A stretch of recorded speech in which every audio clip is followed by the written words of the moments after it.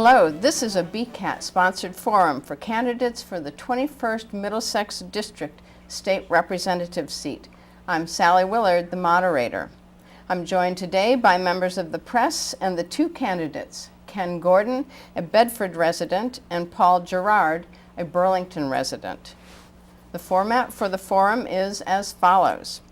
The forum starts with opening statements up to 1 minute from each of the candidates. Next, the candidates will answer questions presented by our local press, Christine Warren, editor of the Burlington Union, and Richard Hosford, news editor at BCAT. The press will ask questions that relate to the candidates and their opinions about matters of interest to the community. Each candidate will have 1.5 minutes to answer each question.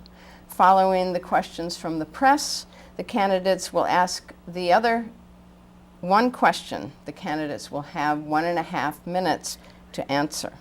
The candidates drew number to determine the speaking order. Mr. Girouard will open and respond first, and Mr. Gordon will follow.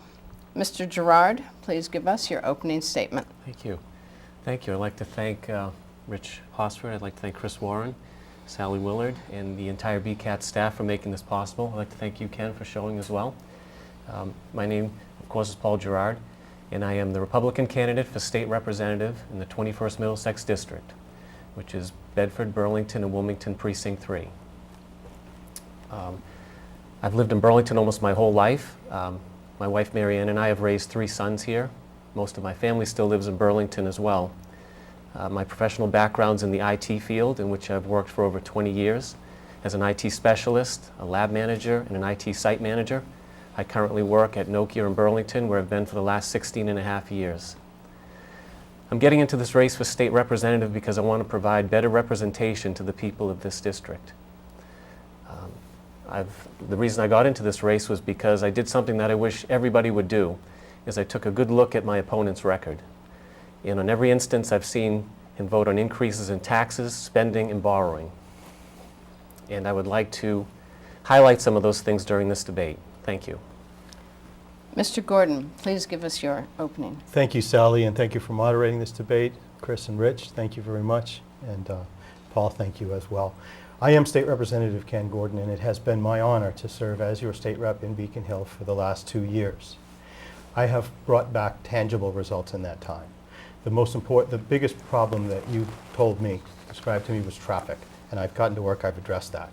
I've worked with a private public partnership. We've formed a transportation management association. We have a plan in place to bring shuttle service from Cambridge into the district to reduce the number of cars on the road. That's in place, and that's why the Middlesex 3 Coalition gave me its advocacy award. I've also been working to bring jobs into the district to help with small businesses. That's why the Burlington Area Chamber of Commerce gave me its 2014 Partners in Prosperity Award. Leahy Clinic called my first term remarkably successful. I've received the endorsements of a significant majority of all of the selectmen, school committee members, and planning board members in Burlington. That's why I ask for your vote November 4th. Thank you very much. Thank you. Now the press will ask each of the candidates questions. The candidates have 1.5 minutes each to answer. Christine. Okay, thank you, Sally. And the first question, Paul's going to answer first? No, Ken. Ken is going to answer first. Okay. What qualities, both professional and personal, in terms of backgrounds, do you bring to the table that enhance your ability to serve as this district's state representative? Well, Chris, that's a good question, because my entire adult life I've been standing up for people. I'm an employment lawyer. I stand up for people who have been wrongfully terminated, people who have been discriminated against in the workplace, and people who face unfair restrictions. That's one of the reasons I ran for this job, because to serve as state representative gave me the opportunity to help people and to help a large number of people at the same time. I've been able to do that. I got involved with this district. I've brought transportation, traffic solutions to the district. We're bringing shuttle buses into the district because people say the traffic is driving us crazy. It's getting a little better right now, and it'll continue to get a little better if the voters in this district support me and allow me to continue on as their state representative. Would you like me to repeat the Yes, question? please. Okay. What qualities, both professional and personal, in terms of your background, do you bring to the table that would enhance your ability to serve as this district's state representative? Well, I think my background in the IT field and in working in the corporate world is very pertinent. I've worked with people from all over the world in different cultures and had to multitask on many different things at once, being an IT site manager, learning how to keep many people happy and juggle things, and also how to prioritize and how to move things around in a way that everything's being covered, nobody's being neglected. Also, having lived here almost my whole life, I'm very invested in the community. I take this community very seriously. I'm very aware of the traffic, especially the fact that I not only live here, but I work here. So I see the traffic at lunchtime. I see all these different factors that affect Burlington. It's a great place to live. And so I feel like I have the relevant experience that would enable me to do the job effectively. Thank you. Richard. Thanks. Economic development is always a big issue in this area. So I wanted to know if you were either re-elected or elected, what would you do to attract new businesses to move into the area? And as a follow-up, what types of businesses would you specifically like to attract? Oh, Question for me? yes. Well, I think we need to make a more business-friendly climate. There's many things we can do to attract businesses. Like, for instance, there was an amendment that would exempt new businesses from the corporate minimum excise tax for the first 3 years. And that would encourage businesses to come here as well, knowing that as they're starting out, they can avoid that tax for the first 3 years. Representative Gordon voted against that. There's many things we can do to attract businesses here. So that's just one of many things. And I think by having a more business-friendly climate and reducing the tax burden on businesses here, it can thrive. I think if the software and sales use tax had not been rescinded, we would have seen many businesses fleeing from the state. That was Representative Gordon voted for the so-called tech tax, and many businesses were immediately threatening to leave the state. But fortunately, they came to their senses and rescinded that. That hadn't even been studied. It was just implemented without knowing the impact it would have. And those are the type of things we need to avoid. People have to have certainty when they want to move to Massachusetts, knowing that these type of taxes won't be thrown on them without much warning. Thank you very much. I can just answer the question. In the last 2 years, I've visited any number of businesses in Burlington and in this district, and I've been able to attend a number of ribbon cuttings when businesses have come in here and they've opened. And I've asked them, what is it about Burlington that has attracted you here? And here's what I get. It's the educated workforce. It's the fact that we have wonderful public schools, we have community colleges, we have a folk tech school that's second to none, we have wonderful colleges. That's why they're here. And so what I will continue to do to attract business is support our public education, support our secondary schools and our colleges. What is the frustration is traffic. And that's why I've been hard at work with the Middlesex 3 Coalition to bring a shuttle service and alternate forms of transportation into the district. That's the key. If they can't get their employees to work, that's what's going to chase them out of the district. Now, my opponent mentions the tech tax, which is very interesting to me, because what happened was, as part of our package of how are we going to get funds so that I can address these traffic problems, because that's the key, the traffic problems. In fact, there was a real estate forum I attended just a few weeks ago, and the question was asked, what could the legislature do wrong? Would it be an increase in taxes? And the answer came back, one and all, no. That's not, we can predict a tax increase. We see it coming. Our problem would be the economy. Our problem would be a difficulty accessing the district. That would be traffic. That's what frightens them more. On the tech tax, we held hearings across the state, and we waited for input from the high-tech groups. How does this affect us? No one came, no one objected. We then realized this wasn't needed, the revenue wasn't needed. I didn't need it to support our transportation infrastructure because our economy was doing better. Since we didn't need the money, I voted to repeal it. Thank you. Christine. Okay. My next question is, the majority of your constituents consider themselves to be middle-class people. Many people are struggling to pay bills, yet they don't qualify for any state services or subsidies. And what do you propose doing to alleviate the financial pressure so many people feel? Is this to me first? Ken.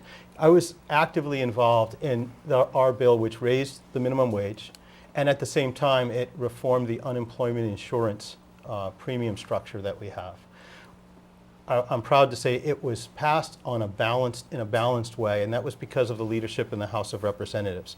We were the group that said, okay, we have a group of people in Massachusetts that can't make ends meet, those minimum wage workers. When they have more money in their pocket, they will spend more money. When they spend more money, there's going to be an effect on our economy with money getting into circulation, and that's going to allow for more jobs, for greater prosperity for the middle class and for everyone else in that situation. However, in order to get it done, we have to help small business because they are going to experience in the short run an increased labor cost. So what we did was I came up with a table. I went to the speaker. I said, look, we can get this done and we can save small business. The table that I came up with will save between 3 and 29% of unemployment insurance premiums for our small businesses, while at the same time it will increase the premium for those companies that lay off the most workers. That's mostly in the construction industry. I went to the construction industry. I explained it. They supported it. They supported it because they said we need a strong unemployment insurance program because many of our construction workers use it. They get laid off in between jobs and we need them to be available here. So it's a win-win-win situation, and the stimulus effect that we will have in this economy in the coming year will see an increase in income and available funds to the people that you mentioned. Thank you. Well, as I talk to people door to door, people's concerns are just out of control state spending and how they would like to see the state rein in spending, and also they'd like their property taxes, of course, lowered, and they would like, lessen the burden on them in many ways.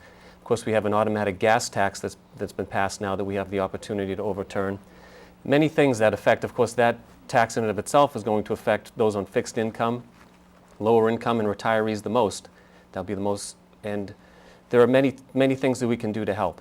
For instance, I know, looking through some of the amendments, I know there are at least 3 amendments that my opponent voted against that would help local aid.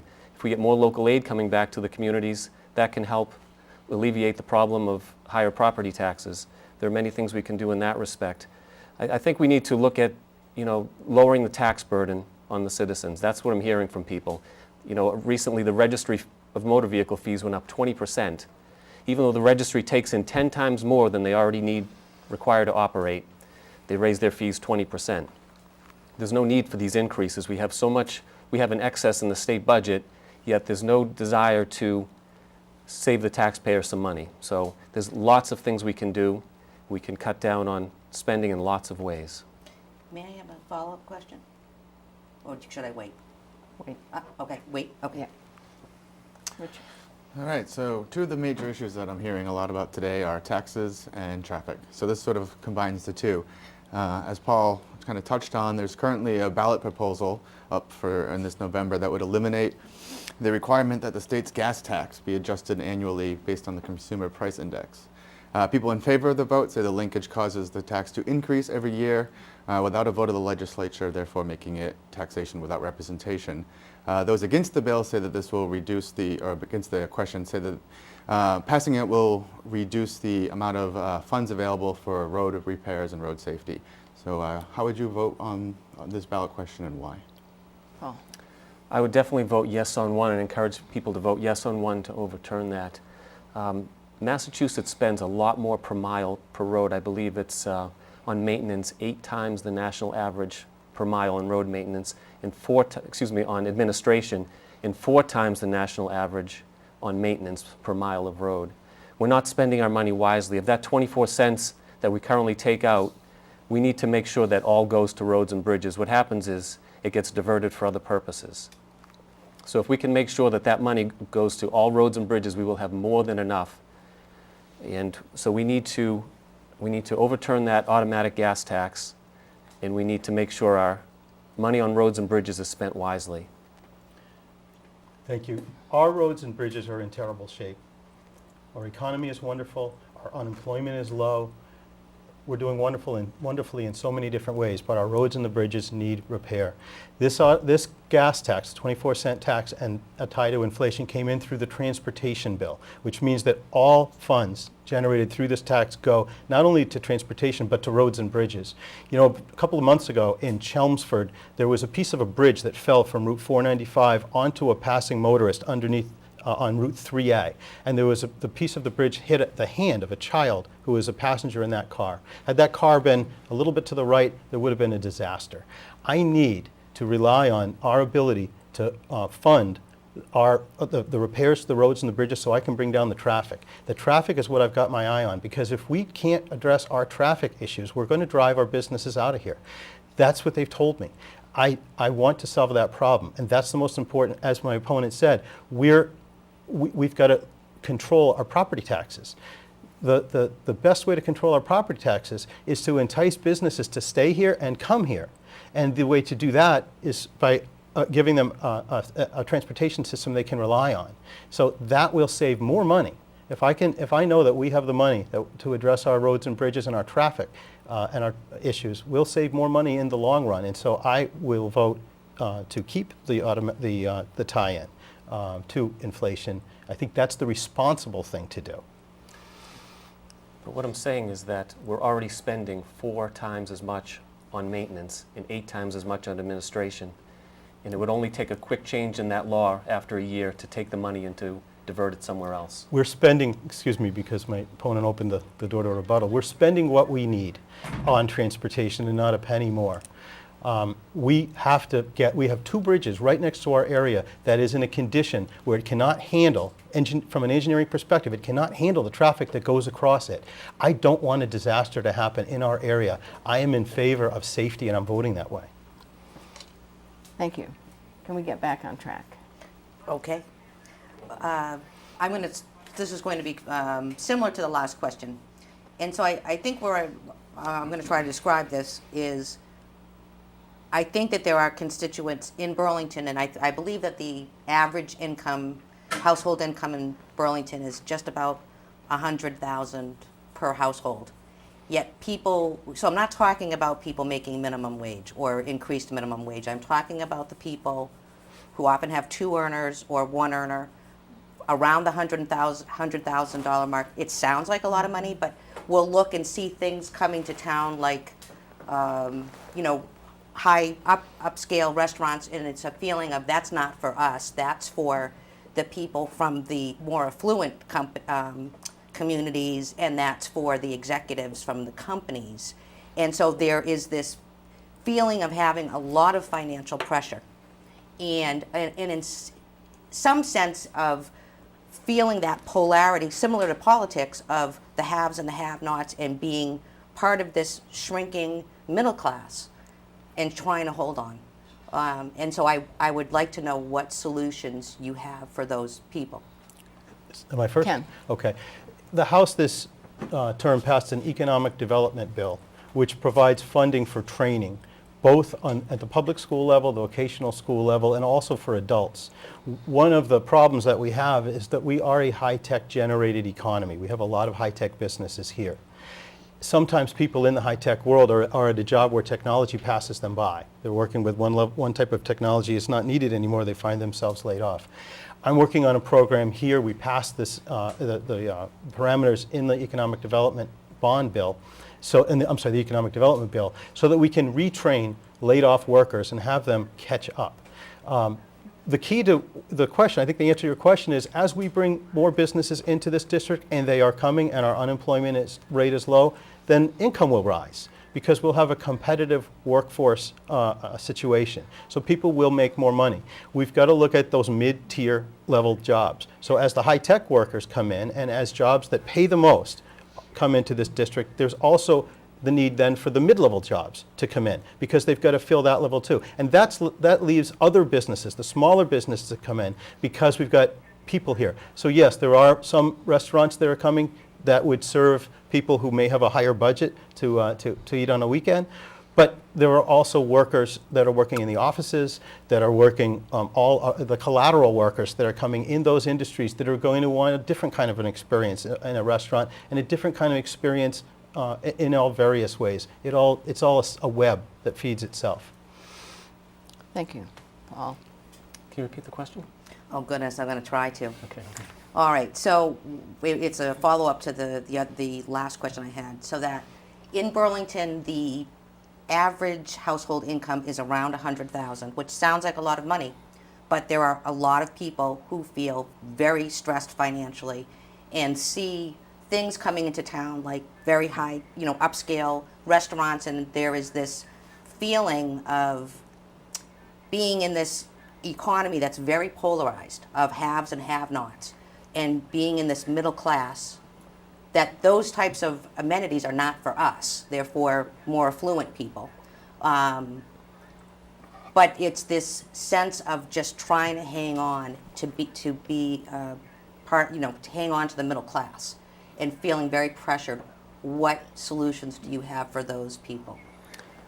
Well, I still come back to, trying to reduce the tax burden on individuals so they can be elevated as well. We do have quite a diversity here in Burlington. We have everything from food trucks to high-end restaurants and everything in between. So, you have your choice here in Burlington. There's quite a bit of variety, as we all know.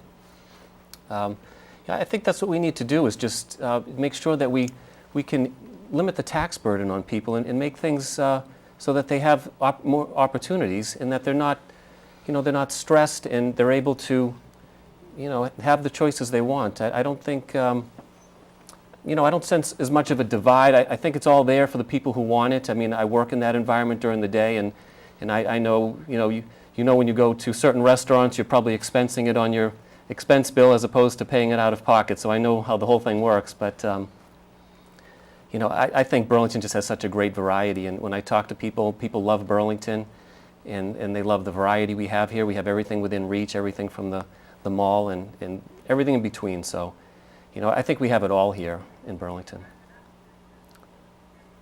Thank you. Richard? No, different direction this time. Education. What do you see as the state representative's role in supporting local education, and how would you work in that role? Paul? Well, I would definitely want to be a liaison as much as possible. I think the key would try to be to fight for more local aid, which we could desperately need. Like I said, there have been amendments that have been voted down. One would have given 50% of all excess revenue over a certain benchmark back to the cities and towns for local aid. So that was voted down by my opponent, and also several other ones to limit the debate on local aid. So, that's one big thing. Schools could use more assistance in that regard as far as getting local aid.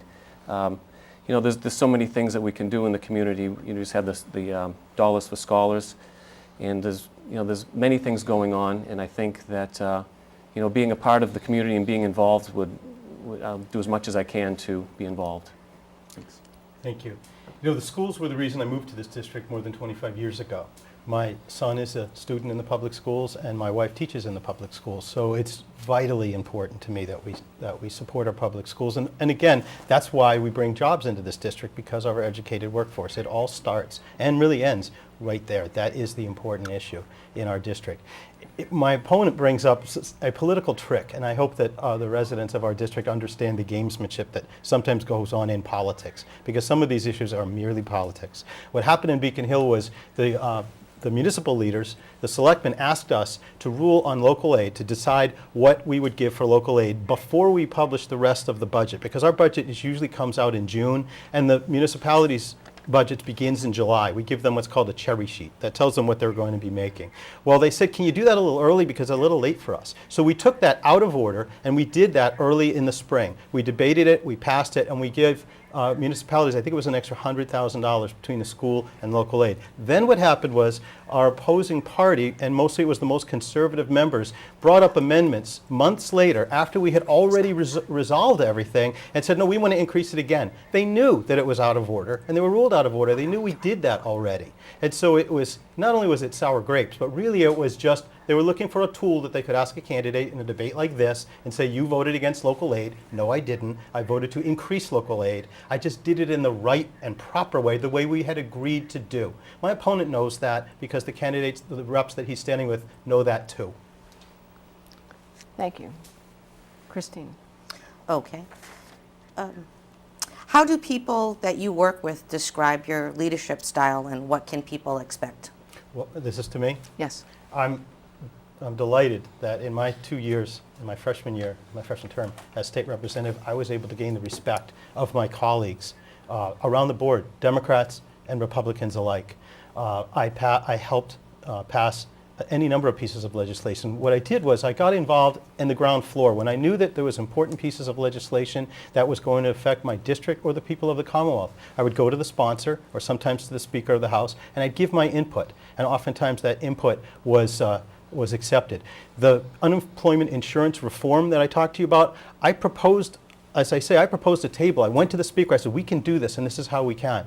Later on in a meeting, he credited me with my involvement in that bill, which was vitally important so that we could raise the minimum wage for workers in the Commonwealth.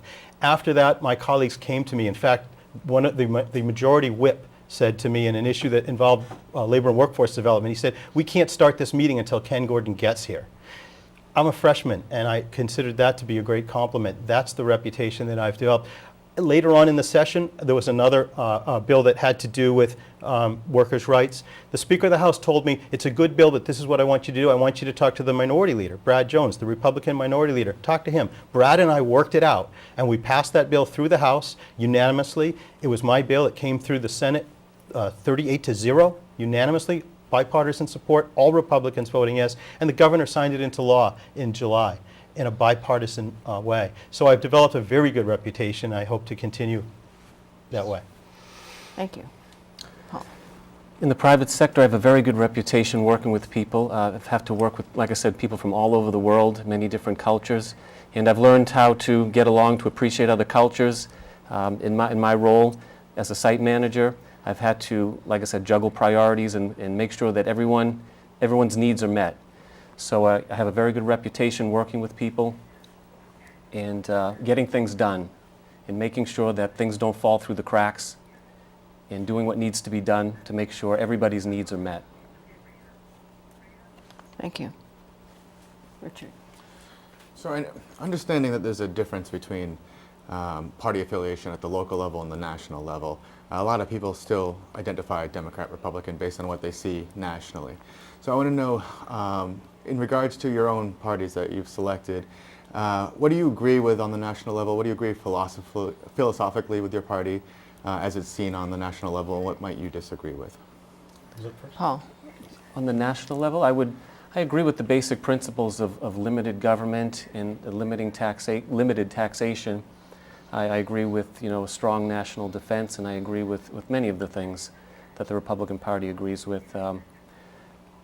I think they have a strong platform, and I would say overall I agree with that platform. So, thanks. Thank you. Ken. And your question is with regard to the national level?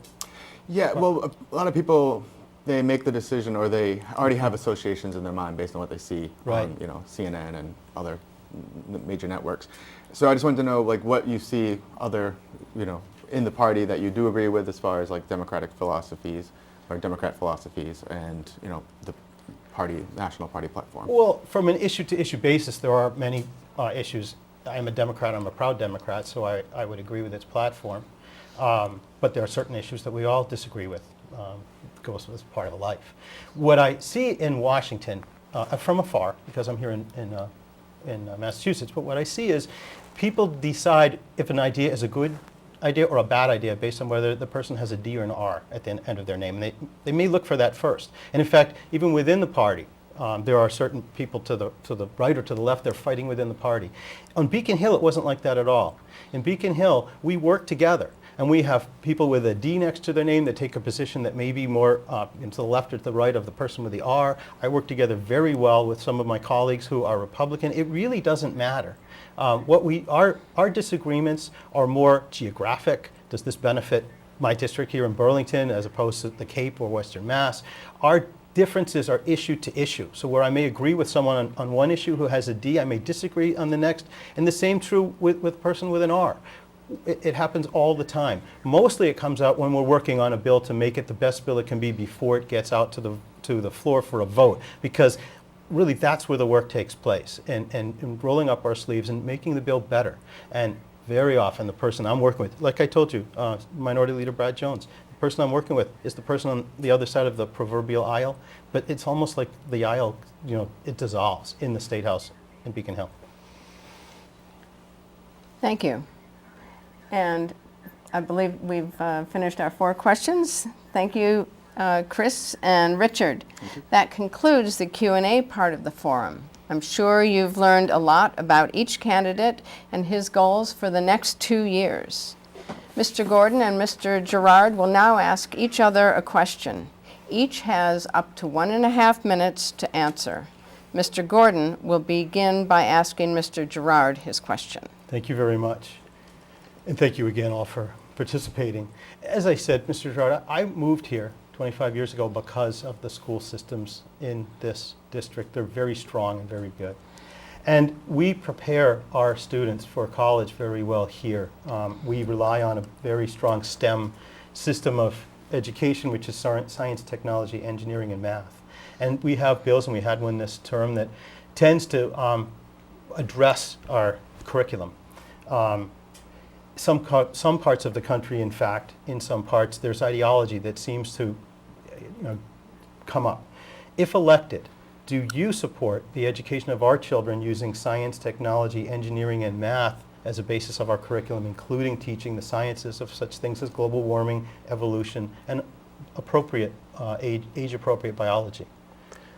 I believe that they should see both sides of everything. I believe that we want to have as much knowledge as possible for our kids. So, if there's theories out there, I think they should be exposed to all of it. I don't think they should be limited to one side of a debate. I think they should receive proper instruction in both sides, in every side of a...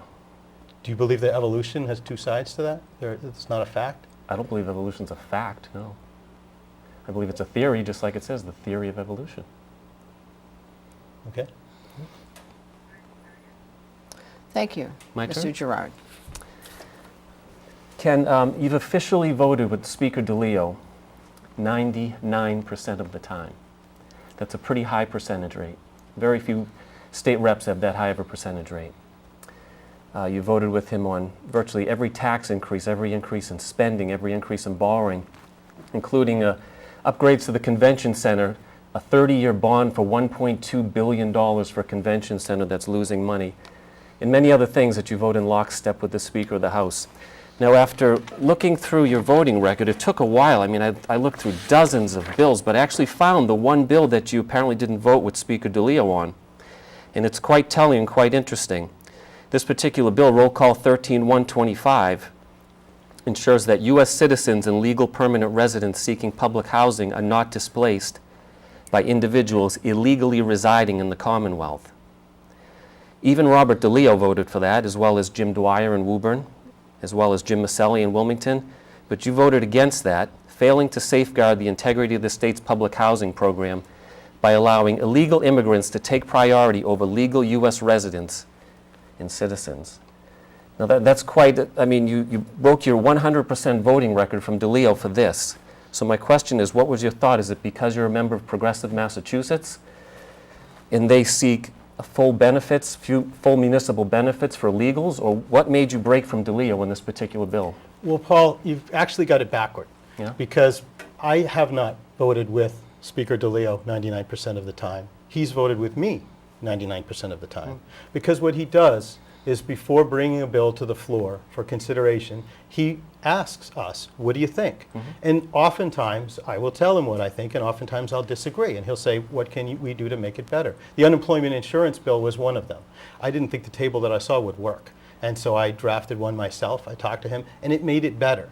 So what you're seeing is the end of the end product. What you're seeing is the times that he knows he's got the support of me and representatives like me, and that's what gets to the floor. Now, as far as the issue that you're talking about, I don't want to see people become homeless. I have a heart.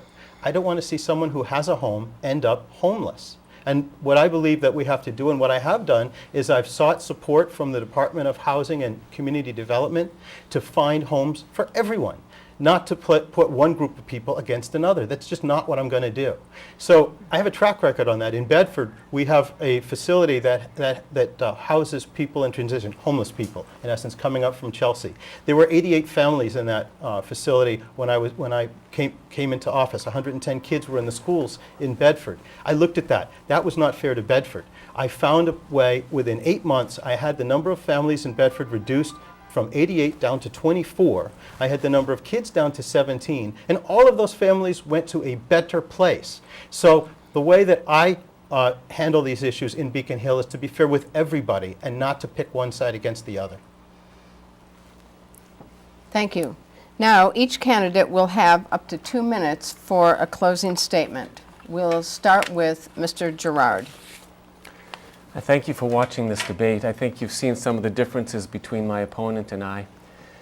You know, a state representative does many things. A state representative can show up at many events and be a part of the community on many things, but there's only one thing a state representative does that's most important, is to vote on your behalf. That's the most important thing. So when you look at a candidate for state representative, you want to look at his voting record, his track record. You want to look at the fact that my opponent has a 10% rating from Mass Fiscal Alliance, and Citizens for Limited Taxation has given him a 0% rating for the last legislative session. These are the things you want to look at. These are the things that affect your bottom line the most. And I hope as you make an educated decision on who you will vote for on November 4th, I ask you to look at my opponent's record, take a good look at it, and I ask you to consider me, and I ask for your vote on November 4th. Thank you. Thank you. Thank you, and thank you again for your participation in this important forum. And there are differences between my opponent and I. And again, I'm going to go back to this. Folks, I'd ask you to look above partisan rhetoric, to look for the candidate and learn about the candidate, and look for the candidate who's transparent, who tells you what he's about, what he's done, and his track record. Now, I've got a track record. Look at my website, www.reelectKenGordon.org. I ask you to look at it. I've got a tab on there and it says issues. My opponent talks about transparency. But if you look at my website, you'll see issues, and you'll see issue after issue, what I believe in, what I stand for, and what I've done about it. Take a look at each issue and then look at my opponent's website.